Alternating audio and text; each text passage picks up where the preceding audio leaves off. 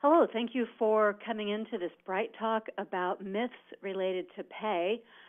As I was scanning the folks who have registered for this webinar, I noticed that there's a really wide variety of companies, both large and small, plus many different functions and job titles and levels represented by people who have registered. So here's what we're going to do. We're going to cover 5 prevalent myths about how people are paid and how pay is perceived.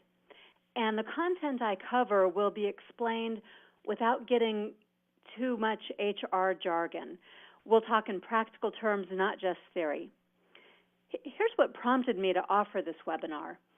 I work as an executive coach, and I've been hearing a lot this year from my clients about their frustrations in figuring out compensation. People in HR who do this for a living are frustrated by the evolution of how pay is perceived. And senior executives in all functions are wondering how to attract and retain talent, and they often misunderstand the role of pay in doing those things. And then there's sales. In sales, there's a long-held belief that's not exactly accurate regarding how money and motivation are tied together. So hearing all this, I wanted to tackle 5 myths about pay. We'll start with that one about sales, and then we'll discuss the other 4 that have broader application, still relevant for those of you who are in a sales function, but also more universal. But before we do that, let me start by introducing myself.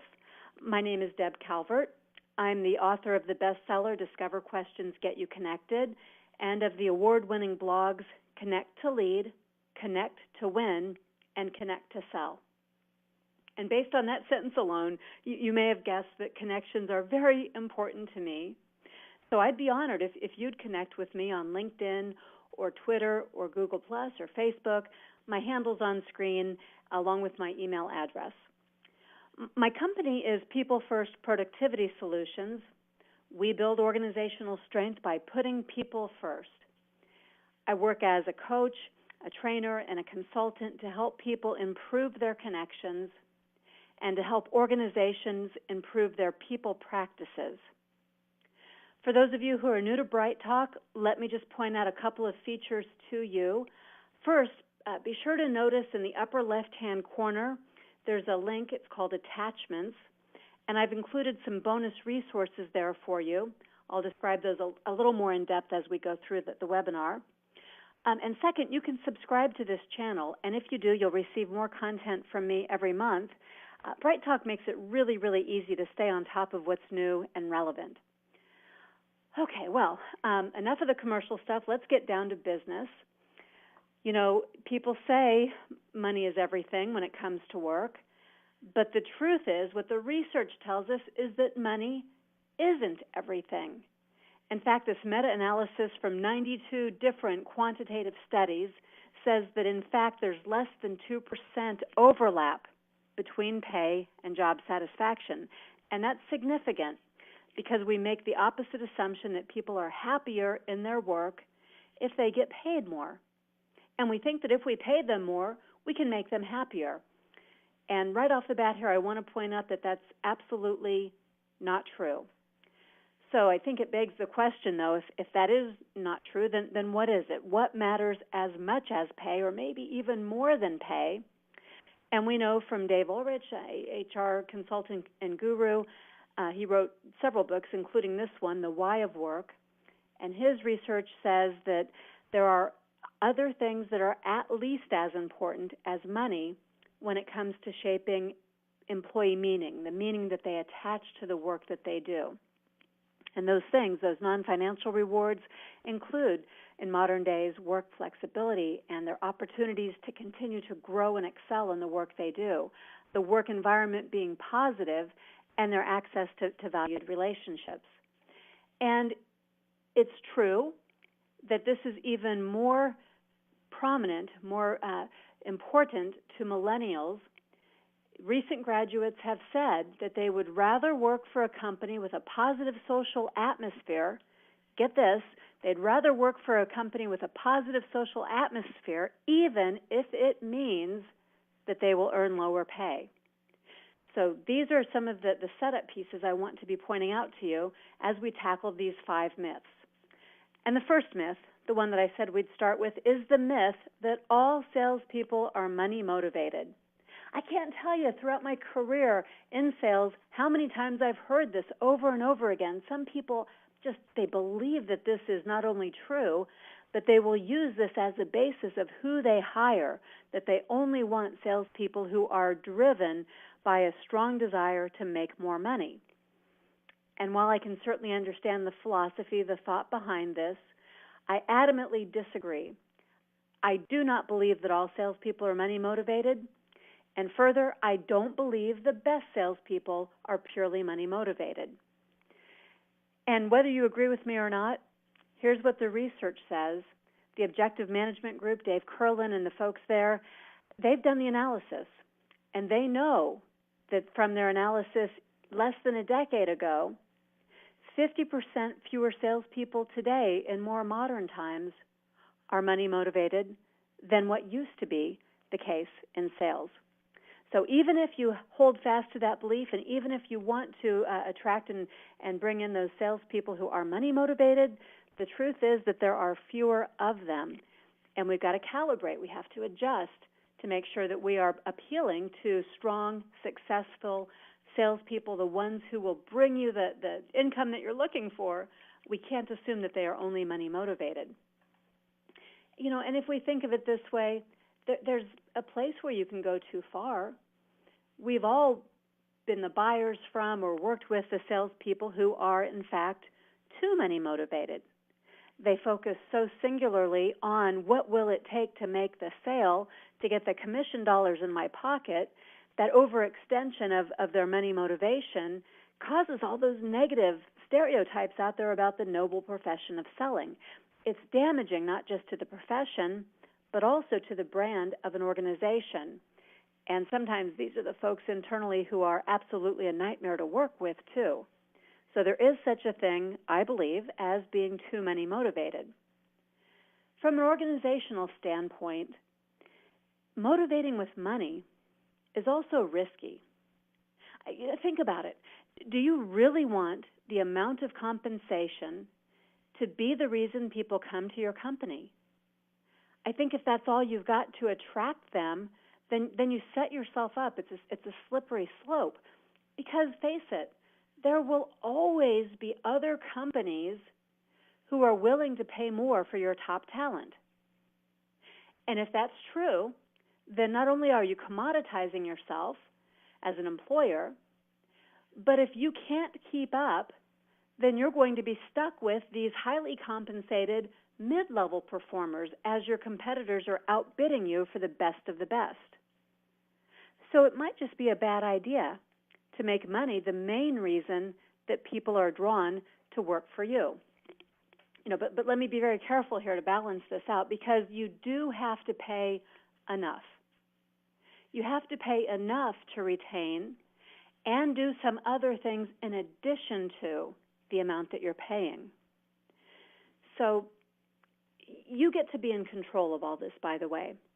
The way that you message about your compensation is very, very critical.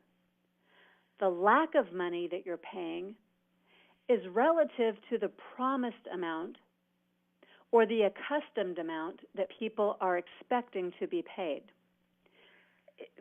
You need to set reasonable expectations and to give salespeople, a path to make the money that they're accustomed to making for the equivalent effort in your company. But you do set those expectations regarding what is good pay and what is a lack of good pay. It's all going to be based on what you say and what your sellers experience over time. You want to be looking at this inwardly as much as you want to be looking outwardly at what your competitors are paying. Now, there are some triggers that result in this perception that there's a lack of money. And these are research-based, proven. The triggers that cause people to think that you are paying inadequately are, first of all, setting a ceiling or a cap on commission pay. And the second is ratcheting up a seller's quota when they've exceeded it in a previous year or a previous time period. So it's not quite accurate to say that all salespeople are money motivated. It's that they are more prone to demotivation when something between perception and reality causes a feeling that there's a lack of pay occurring. I think the big takeaway here when it comes to sales is to understand that there are other ways to attract and retain top salespeople, and much of that has to do with managing the message inside your own organization and being mindful of these perceptions when you set goals or when you change compensation plans and variable pay. Lack of money can be a significant demotivator that creates dissatisfaction, but the perception that there is a lack of money is mostly driven internally and not externally, as we more often tend to believe. Now, here are some other factors to consider. We're still in the sales realm.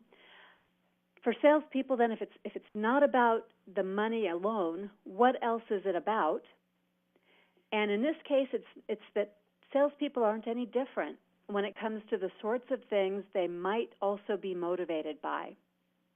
So as I said, we'll come back to this. We'll be talking more universally about all employees after we look at a few other myths about pay. But first, let's wrap up on sales alone by taking a look at these numbers. These come from a Salesforce work study. And we already know this was borne out by the Objective Management Group research. 50% fewer salespeople are motivated by money today than they were less than a decade ago. And on top of that, nearly 40% of salespeople don't feel that they are appreciated at work. And 70% of sales reps are leaving not because of pay and not even because of their feelings regarding their appreciation level, but because they have poor relationships with their managers. And that's significant. Now, let me tackle these other four myths, and then we'll come back full circle to talk about how to address some of these issues. But let's put all the myths together first. The second myth is this. Your paycheck, the paycheck alone, is not the only way to show appreciation. What you see on screen there, that is a real quote. It's steered into my brain because I heard a manager say this many years ago, and since then, since being an employee, since being at a corporate Fortune 500 in HR, since being a consultant for the past 10 years of working with a lot of organizations, I've heard this more times than I've been able to count. It's not true that pay alone is enough. And this is not about entitled millennials who need extraordinary levels of affirmation. This is about all humans of all ages. People need to be encouraged and appreciated and recognized and affirmed and celebrated. See, paychecks, they go to everybody, and they're delivered on a regular schedule, and they're the requisite, they're the bare minimum expected exchange for the work being done.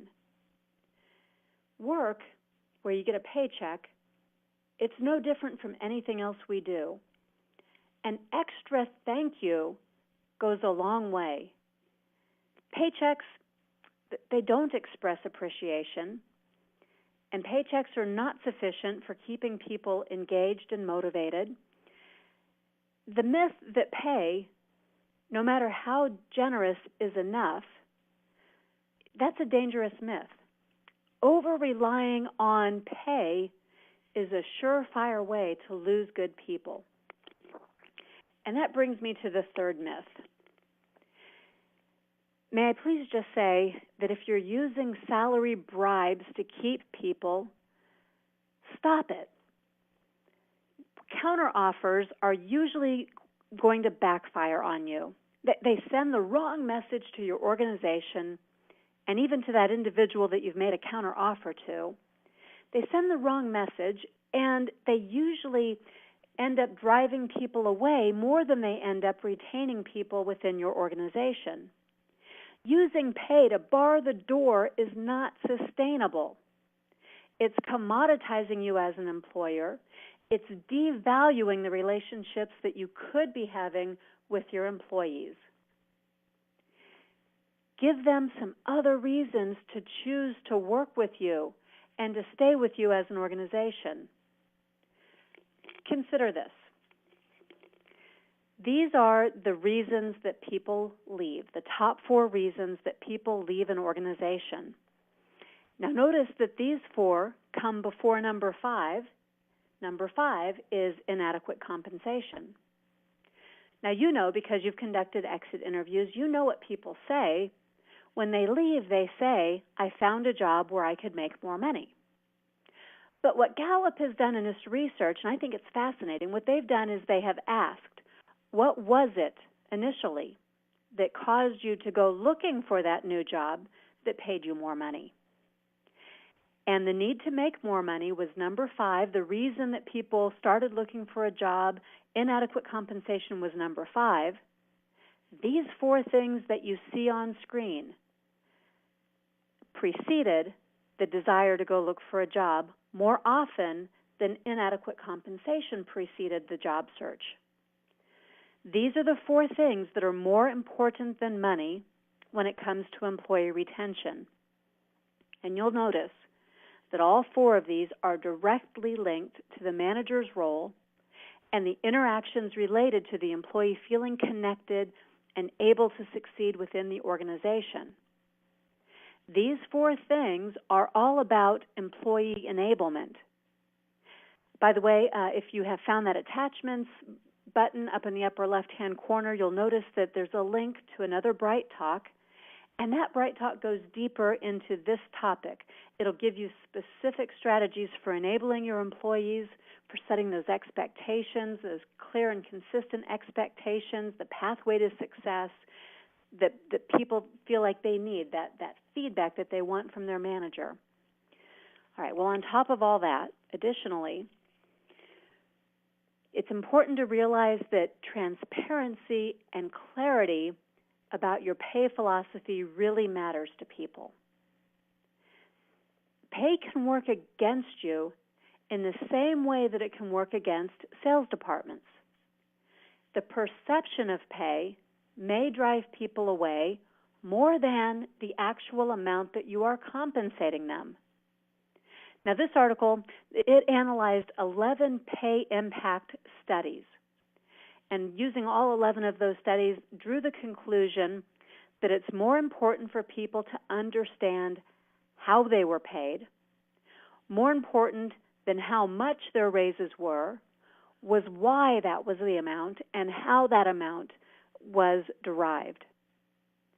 So making sure that you have a pay philosophy and that pay philosophy is something that is going to drive the decisions related to pay, and then being able to communicate about your pay philosophy, those are all more important than using pay willy-nilly or haphazardly to try to attract or retain your employees. Now, what I'd like to do here is talk a bit more about the notion of a pay philosophy. I think we need to contrast the way things used to be with the way things are now in order to create a modern and competitive pay philosophy. So that brings us to the 4th myth, which is that pay is equivalent to the job being done. And this is a really big myth. For many people, this is actually a little mind-blowing to think of these 3 things in these ways, but it's important in the modern workforce to acknowledge that pay no longer is equivalent to the job being done. And you can take a look at these 3 shifts that have already happened in the marketplace, and this is not new. This has been going on a lot of years. In 2001, McKinsey did a study, and then a book was published called The War for Talent that reported on that study, revealing these trends, and they've only become more prominent. We're 15 years deep into this, but many companies haven't adapted. However, the competition may have adapted, and the generational expectations underscore that need to adapt. So let's take it these 3 shifts. They've already happened in the marketplace. Many of us are just catching up, but these are shifts that will only continue to become more and more pronounced as boomers age out of the workforce. So the old school way of thinking, the old school way of doing things was that you paid for the job. You paid for the work being done today. But the new way of looking at this is that no, you pay for the person, the performance and the potential of the individual. And your pay philosophy reflects that. And old was that you paid for the scope of the job and the seniority on the job. The longer somebody was in the job, the more amount they made. But new is that value creation by an individual, regardless of job scope and seniority, that's what determines the amount of pay, which means that you could have people being paid an equivalent amount, although they may have many differences in the years of experience that they have in that role. Well, on top of that, the old is that there's internal equity. Everyone in the same job grade gets the same pay. And new is that it's market equity. You're paying what this individual could be earning elsewhere, on top of paying for performance and potential and the value creation that they bring. In other words, if we were to sum this up, it's not as cut and dried or formulaic when it comes to pay, but that you have to look at people on an individual basis. And for some, I realize for some that seems very unfair. Assessing the value of a person's contributions and value creation, it's not only subjective, but it's messy. But in this new reality, that's what it takes, and your pay philosophy will need to reflect that in some way. And by the way, employers, we're not the only ones who are making these subjective analyses. Our employees are doing this too. And here's what I mean by that. Beyond compensation and benefits, many companies now offer total rewards packages. And total rewards, if you've heard that term before but not been quite sure what that means, total rewards include everything the employee perceives to be of value resulting from the employment relationship they have with you. And with this total rewards package, well, again, it's become subjective because you can offer more real and tangible value plus more perceived or subjective value into your total rewards package. So you can put a dollar amount on salary, on your contribution to health care and other benefits like life insurance, profit sharing, other traditional comp and benefits that you may offer. But total rewards gives you freedom to add items that won't be quantifiable in exactly those same ways. For example, what's the value of offering an emerging leaders development program? That value is going to vary by each participant as they consider, well, what will I get out of it?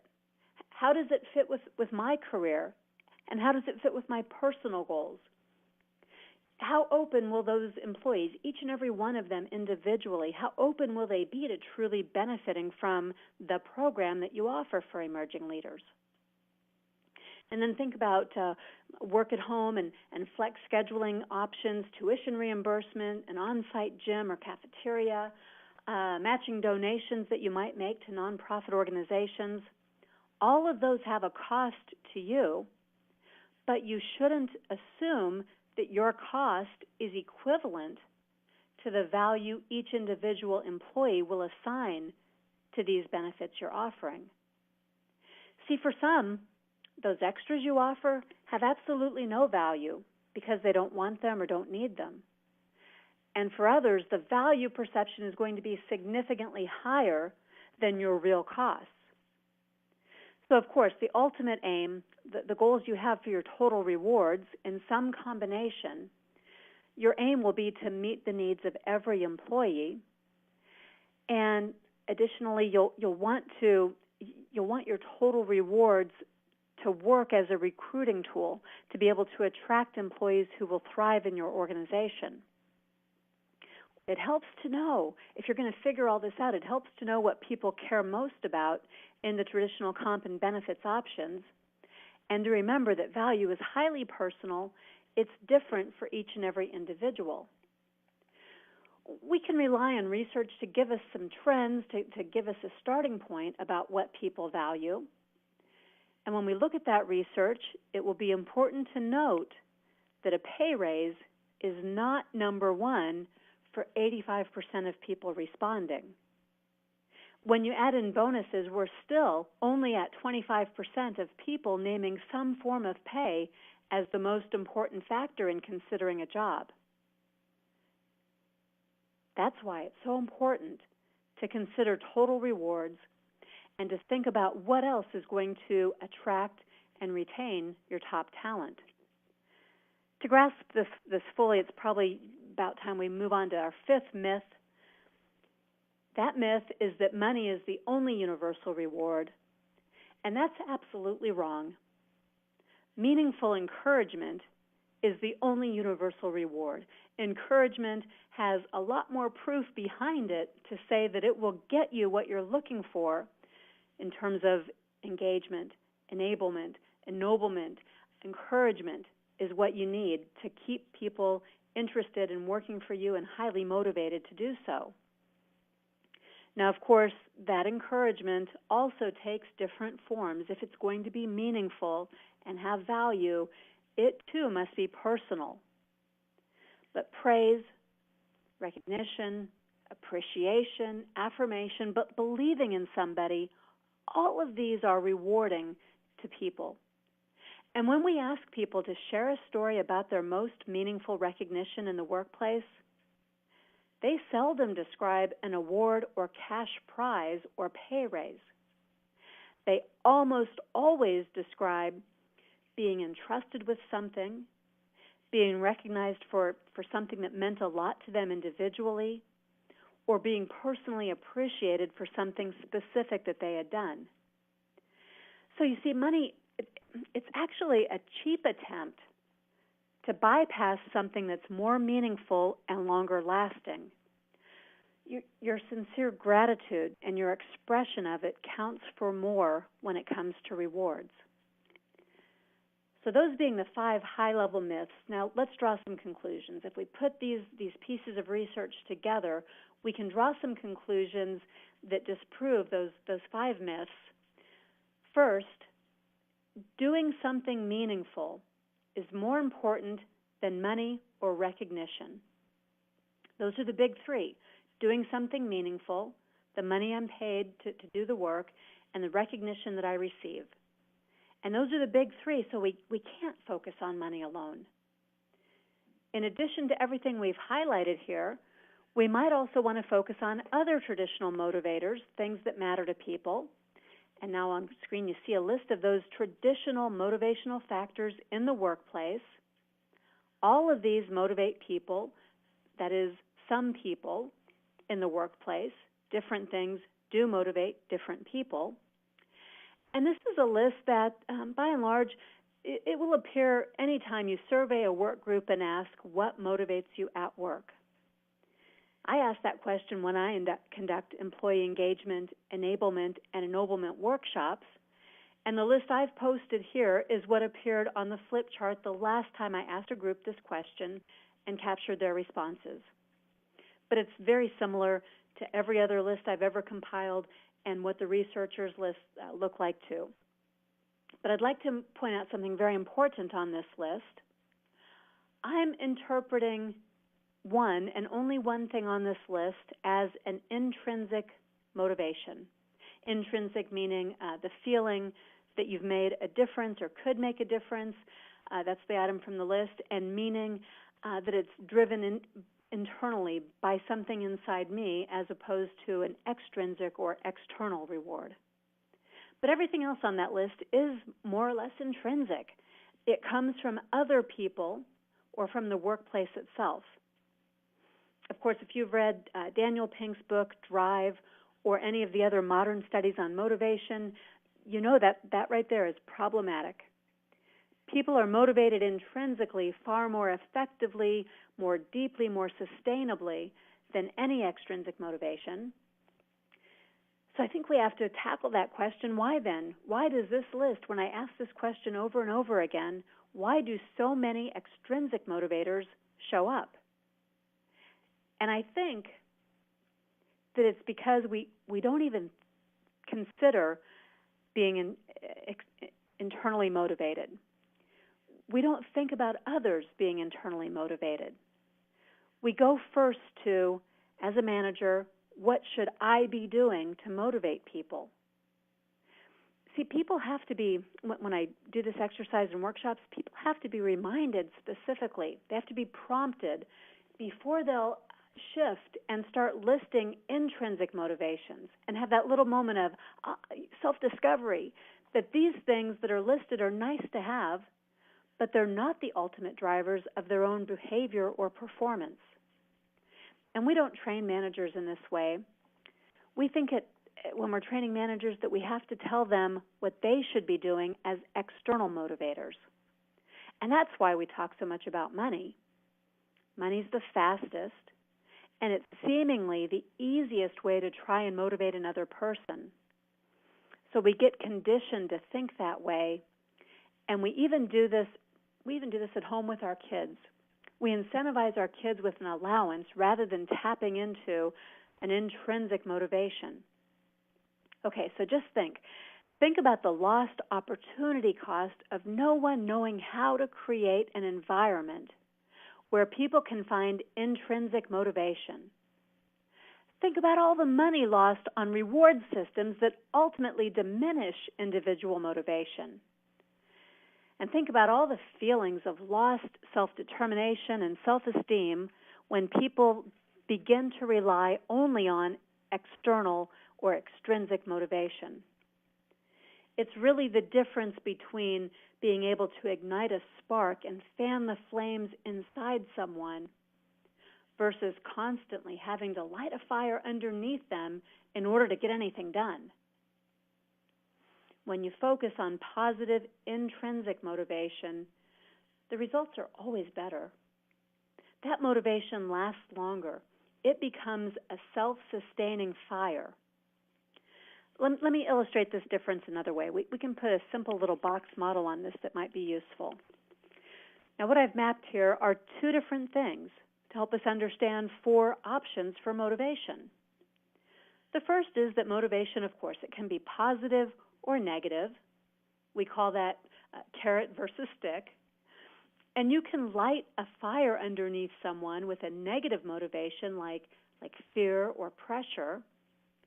You can also motivate someone externally in a positive way with bribes. But both will have a limited impact. Some people won't respond at all. Others will respond for a while, but not over the long term. The second thing we're looking at here would be extrinsic versus intrinsic. Remember, extrinsic means from the outside. That is someone else who is pushing for or requesting or driving the motivation. And intrinsic means from the inside, where the individual is personally desiring something. And when you put those two dimensions together, you end up with four scenarios. You end up with positive extrinsic, negative extrinsic, positive intrinsic, and negative intrinsic. And those are illustrated by the four sorts of things that people would think about that, or things that people would hear. We've all done this in the workplace and elsewhere. We've used negative extrinsic, like you better finish that or you're fired, or you better finish that or your pay is going to be reflecting it, right? Negative extrinsic. We've used positive extrinsic. Hey, I would like you to do this, and if you do, I'll bonus you. Okay, that's positive. It's still external. And those are the money, those are where the myths about pay come into play. Intrinsic, the individual wants it for themselves. Negative intrinsic, I hate this, I don't really care what happens, I don't want to do this. Positive intrinsic, I'm so excited, I'm eager to complete this. Well, none of these, including pay, none of these are going to do nearly as well in terms of motivating people as the upper right-hand box.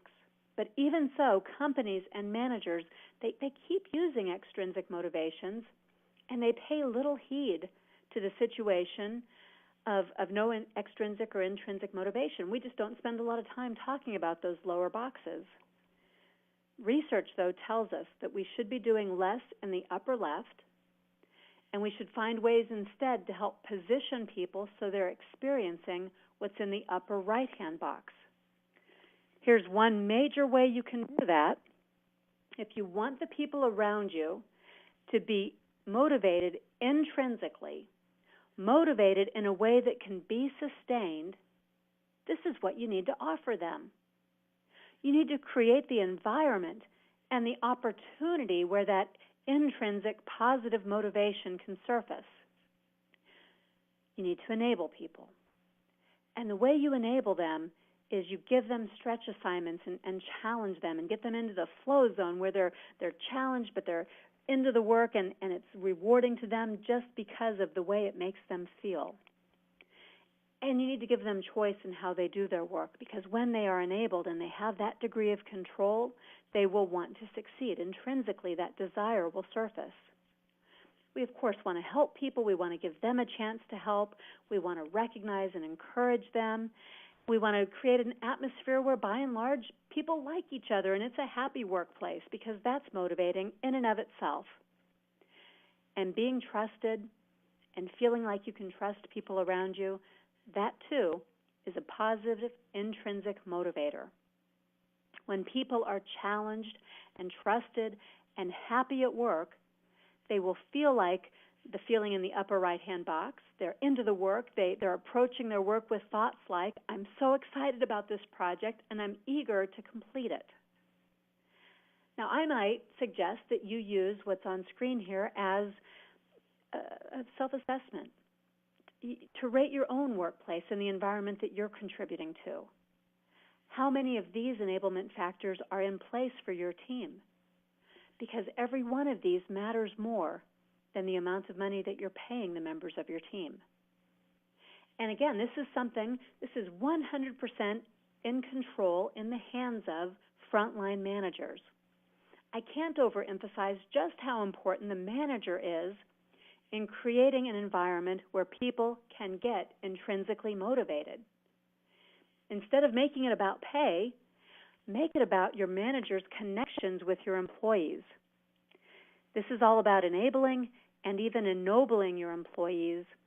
And don't forget, there's an attachment with a whole other webinar that gives you details about how you can make that happen.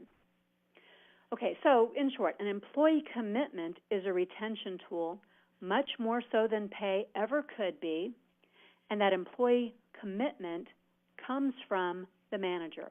The manager is key. Most managers don't spend enough time or the right kind of time with their direct reports. We can see that in this research that's on screen, what the cause and effect is. When managers take the time and they do the right activities and they have the right attributes to create an environment where people are intrinsically motivated, here's what happens. The emotional commitment to the manager soars. It goes up 77%. And because of that, the emotional commitment to the team increases, the emotional commitment to the organization increases, and to the job, to the work that needs to be done in the day-to-day, that commitment also goes up by a full third. A lot of this has to do with the way that a manager allocates their time.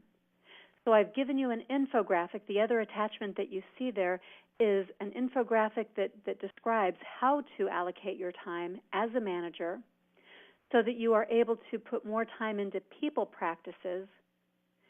And people practices, they do merit more time than ways that you might otherwise be allocating your time presently. Now, this terminology, emotional commitment, it is significant because this is what you're aiming for. It all comes down to employee engagement. Employee engagement is defined as a heightened emotional connection that an employee feels toward their organization.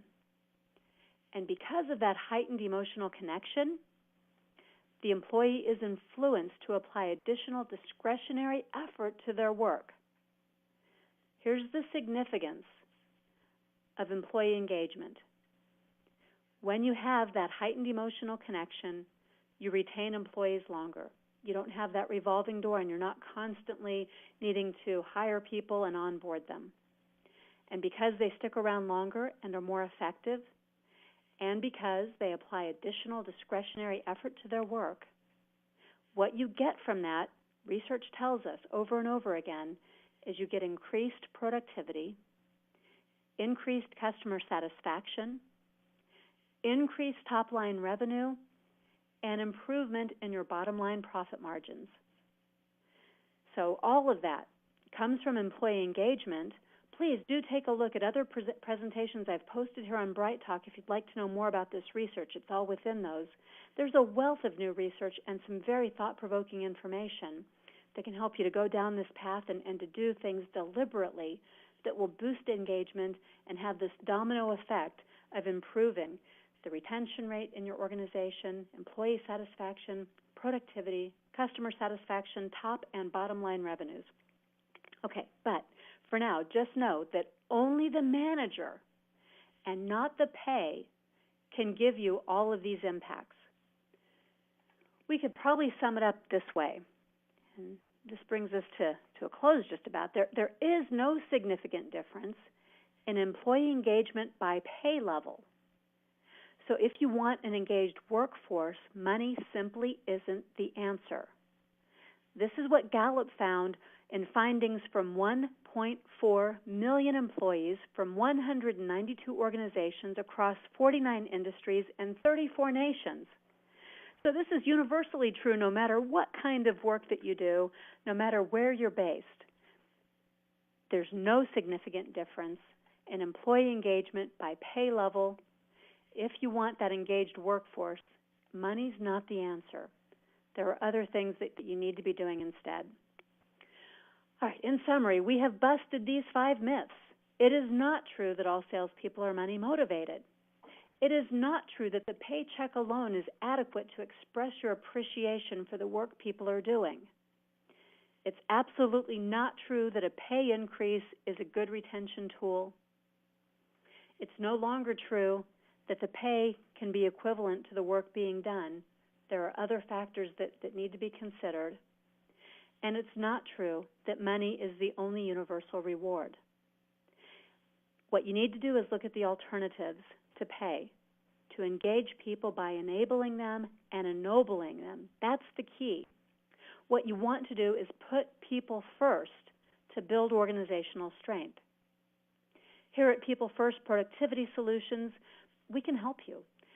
Connect with us and follow us and look at our other Bright Talks here and elsewhere for more information, for tips that will do more for your organization than pay could ever do.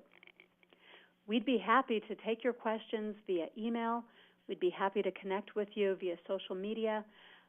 Whatever way works for you, let us know what your questions are so that you can motivate your people and motivate them in a way intrinsically that will be sustainable and will help you to drive the success that you're looking for.